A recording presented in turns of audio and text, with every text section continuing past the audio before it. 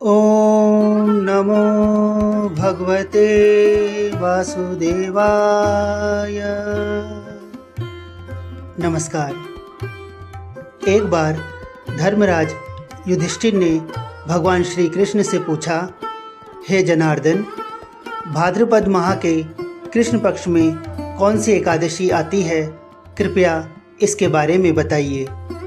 भगवान श्री कृष्ण बोले, राजन, एकाग्रचित होकर सुनो। भाद्रपद मास के कृष्ण पक्ष की एकादशी का नाम अजा है। वह सब पापों का नाश करने वाली बताई गई है। जो भगवान ऋषिकेश का पूजन करके इसका व्रत करता है, उसके सारे पाप नष्ट हो जाते हैं। पूर्व काल में हरिश्चंद्र नामक एक विख्यात चक्रवर्ती राजा हो गए हैं, जो समस्त भूमंडल के स्वामी और सत्य प्रतिज्ञ थे। एक समय प्रारब्धवश उन्हें अपने राज्य से भ्रष्ट होना पड़ा था। राजा को अपनी पत्नी तारामती और पुत्र रोहिताश्व को बेचना पड़ा, फिर स्वयं को भी बेचना पड़ा। पुण्यात्मा होते हुए भी उन्हें चांडाल की दास्ता करनी पड़ी। वे मुर्दों का कफन लिया करते थे। इतने पर भी नृपश्रेष्ठ हरिश्चंद्र सत्य से विचलित नहीं हुए। इस प्रकार चांडाल की दास्ता करते करते अनेक वर्ष व्यतीत हो गए। इससे राजा को बड़ी चिंता हुई। वे अत्यंत दुखी होकर सोचने लगे, क्या करूं, कहाँ जाऊं, कैसे मेरा उद्धार होगा। इस प्रकार चिंता करते करते वे शोक के समुद्र में डूब गए।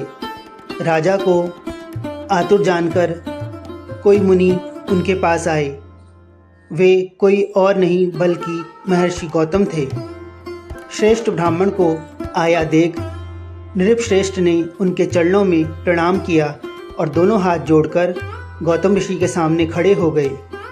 फिर अपना सारा वृतांत उन्हें कह सुनाया।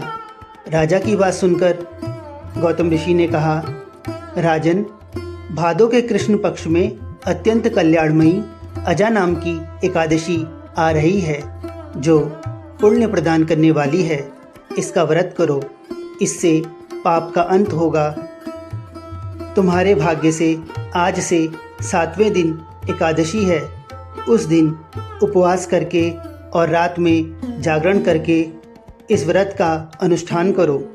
ऐसा कहकर महर्षि गौतम अंतर्धान हो गए। मुनि की बात सुनकर राजा हरिश्चंद्र ने उस उत्तम व्रत का अनुष्ठान किया। उस व्रत के प्रभाव से राजा सारे दुखों से मुक्त हो गए। उन्हें पत्नी का सन्निधान और पुत्र का जीवन मिल गया।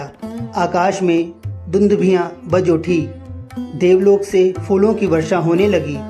एकादशी के प्रभाव से राजा ने अकंटक राज्य प्राप्त किया और अंत में वे पुरजन तथा परिजनों के साथ स्वर्गलोक को प्राप्त हो गए।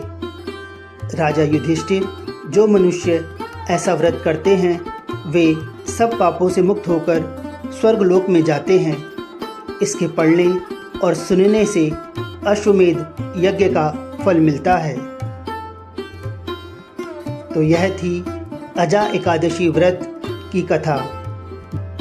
मित्रों, आप सबसे अनुरोध है कि कृपया हमारे चैनल अध्यात्म दर्शन को अवश्य सब्सक्राइब करें।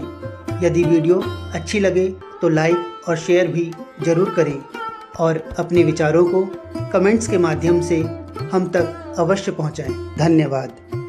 ओम नमो भगवते वासुदेवाय।